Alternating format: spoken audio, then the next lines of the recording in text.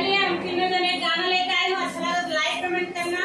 लाइक से थोड़ा लगता है ना, कमेंट करो तो ज्यादा जने उत्साह बढ़ेगा। अब देने दीदी जा रही है साथ लेकर गोरी घूमे जाले